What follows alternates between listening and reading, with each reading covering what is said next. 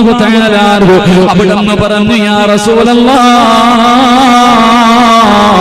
വലാ തഖറബു സിനാ ഇന്നഹു കാന ഫാഹിശതൻ വസാഅ സബീലാ അല്ലാഹുവിന്റെ വിശുദ്ധമായ ഖുർആൻ വ്യഭിചാരമെന്ന് പറയുന്ന പാപത്തിനെ കുറിച്ച് പറഞ്ഞതെന്തെന്നറിയുമോ? അല്ലാഹു സുബ്ഹാനഹു വ തആല അങ്ങയ്ക്കൊരു നിഴലിന് പോലും തരാത്തത് അങ്ങയെ ആദരിച്ചിട്ടാണ്, അങ്ങയെ ബഹുമാനിച്ചിട്ടാണ്. അങ്ങനെയുള്ള നബിയേ വസാഅ സബീലാ വ്യഭിചരിക്കുന്നവന്റെ കുടുംബമുണ്ടല്ലോ, വ്യഭിചരിക്കുന്നവന്റെ കുടുംബത്തിന് ക്വാളിറ്റി ഇല്ല എന്ന് അള്ളയാ പറഞ്ഞത്. വ്യഭിചരിക്കുന്നവന്റെ കുടുംബത്തിന് ക്വാളിറ്റി ഇല്ല എന്ന് പരിശുദ്ധമായ ഖുർആൻ പറയുമ്പോ യാ റസൂലല്ലാഹ് അങ്ങയുടെ കുടുംബത്തിന് ക്വാളിറ്റി ഉണ്ട് നബിയേ, അങ്ങയുടെ കുടുംബത്തിന് ക്വാളിറ്റി ഉണ്ട് നബിയേ. അങ്ങയോട് വിവാഹം കഴിക്കാൻ ആയിഷ ബീവിയെ വിവാഹം കഴിക്കാൻ പറഞ്ഞത് അള്ളയാ നബിയേ. അല്ലാഹുവാണ് പറഞ്ഞത് ആയിഷ ബീവിയെ വിവാഹം കഴിക്കാൻ. ആയിഷ ബീവി ഒരു മോശമായ പെണ്ണായിരുന്നെങ്കിൽ അല്ലാഹു അങ്ങയ്ക്ക് തരില്ലായിരുന്നു നബിയേ. അതുകൊണ്ട് എനിക്ക് വിശ്വാസമില്ല നബിയേ, അങ്ങയുടെ ഭാര്യ തെറ്റ് ചെയ്യില്ല എന്ന് എനിക്ക് ഉറപ്പാണ് നബിയേ. മഹാനായ ഉസ്മാൻ തങ്ങൾ ഇറങ്ങി പോകുകയാണ്. മൂന്നാമതായി കടന്നു വന്നത് ആരെന്നറിയോ? മഹാനായ സയ്യിദുനാ അലി ഇബ്നു അബീ ത്വാലിബ് റളിയല്ലാഹു തആല അൻഹു. പ്രവാചകൻ അലിയാർ തങ്ങളോടും ചോദിച്ചു, നിന്റെ അഭിപ്രായം എന്താ? എല്ലാവരും പറയുന്നു എന്റെ ഭാര്യ വ്യഭിചരിച്ചെന്ന്. അലിയേ, നിന്റെ അഭിപ്രായം എന്താണ്? യാ റസൂലല്ലാഹ്, ഒരിക്കലും ആയിഷ ബീവി വ്യഭിചരിക്കൂല. അതിന്റെ കാരണം എന്തെന്നറിയുമോ?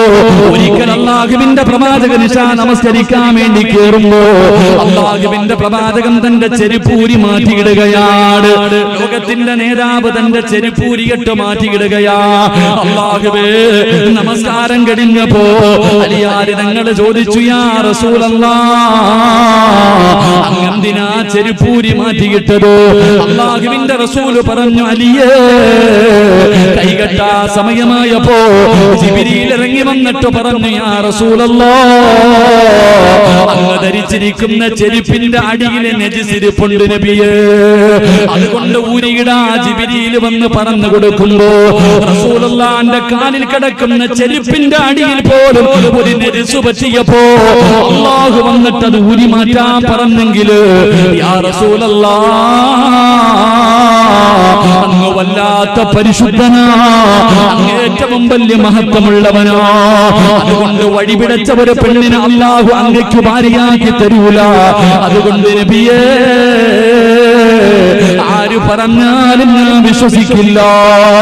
അല്ലാഹുവിന്റെ പ്രവാചകനോട് അലിയാർ തങ്ങൾ പറഞ്ഞു കൊടുക്കുമ്പോ എന്റെ പ്രിയമുള്ള സഹോദരാ, നമ്മുടെ നേതാവിനെ കുറിച്ചാണ് പറയുന്നത്.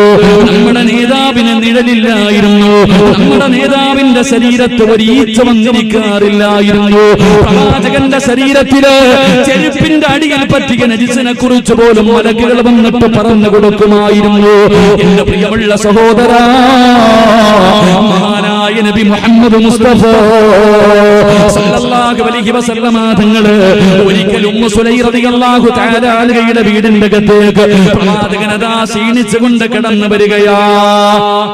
ഉമ്മു സുലൈം റളിയല്ലാഹു തആല അൻഹയുടെ വീടിന്റെ അകത്തേക്ക് അല്ലാഹുവിന്റെ പ്രവാചകനെ ക്ഷീണിച്ചുകൊണ്ട് കടന്നു വരികയാണ്. ഉമ്മു സുലൈം റളിയല്ലാഹു തആല അൻഹ കടക്കാൻ ഒരു പാ വിരിച്ചു കൊടുത്തു. അല്ലാഹുവിന്റെ പ്രവാചകൻ ഒരു പാ വിരിച്ചു കൊടുത്തു. അല്ലാഹുവിന്റെ റസൂൽ ആ പായിക്കകത്ത് കിടന്നുറങ്ങുമ്പോ അല്ലാഹുവിന്റെ പ്രവാചകൻ വല്ലാത്ത ഉറക്കത്തിലാണ്, റസൂലുള്ള വല്ലാത്ത ഉറക്കത്തിലാണ്. പ്രവാചകന്റെ ശരീരം ഇങ്ങനെ വിയർത്ത് ഒലിക്കുന്നുണ്ട്. അല്ലാഹുവിന്റെ പ്രവാചകന് ഒരനക്കം കേട്ടിട്ട് അല്ലാഹുവിന്റെ പ്രവാചകൻ ഒരനക്കം കേട്ടിട്ട് അല്ലാഹുവിന്റെ പ്രവാചകൻ ഞെട്ടി ഉണരുകയാണ്. അല്ലാഹുവിന്റെ റസൂൽ ഉറക്കത്തിൽ നിന്ന് ഞെട്ടി ഉണരുമ്പോ അവിടുന്ന് കണ്ട കാഴ്ച എന്താ? അല്ലാഹുവിന്റെ റസൂൽ കാല മാദാ തസ്തഈനുക യാ ഉമ്മു സുലൈം. അല്ലാഹുവിന്റെ പ്രവാചകൻ ഉറക്കത്തിൽ നിന്ന് ഞെട്ടി ഉണരുമ്പോ കാണുന്ന കാഴ്ച എന്തെന്നറിയുമോ? ഒരു കുപ്പിക്കകത്ത്